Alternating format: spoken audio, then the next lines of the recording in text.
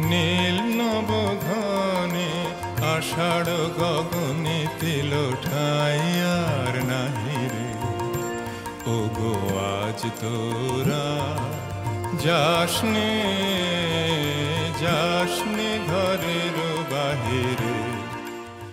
কবিগুরু রবীন্দ্রনাথ ঠাকুর প্রতিকূলতার কথা ভেবে বৃষ্টিতে ঘরের বাহিরে না যাওয়ার পরামর্শ দিয়েছেন। তারপরও এই বর্ষায় রাজশাহীতে পদ্মার তীরে বেড়েছে সৌন্দর্য পিপাসুদের ভিড়। টিবাতে এখন পানি বাড়ছে, স্রোত অনেক দেখতে পাচ্ছেন, এদিকে অনেক ভালো সুন্দর পরিবেশ, তারপরে বৃষ্টি, আবহাওয়া সুন্দর।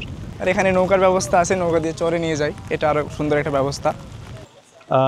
সাধারণত আসলে পদ্মা নদীর পার মানে এই টাইমে আসা হয় না, বাট বৃষ্টির দিনে মনে হলো যে একটু দেখি কেমন লাগছে।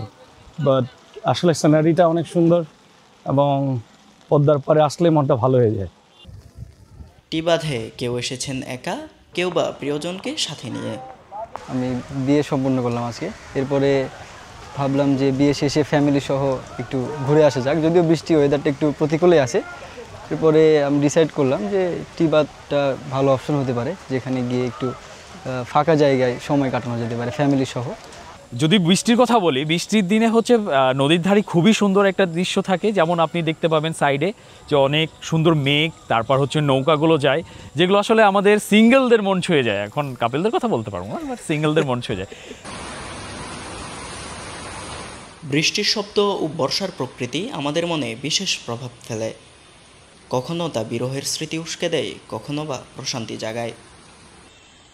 শাহপরান, স্কাই বাংলা, রাজশাহী।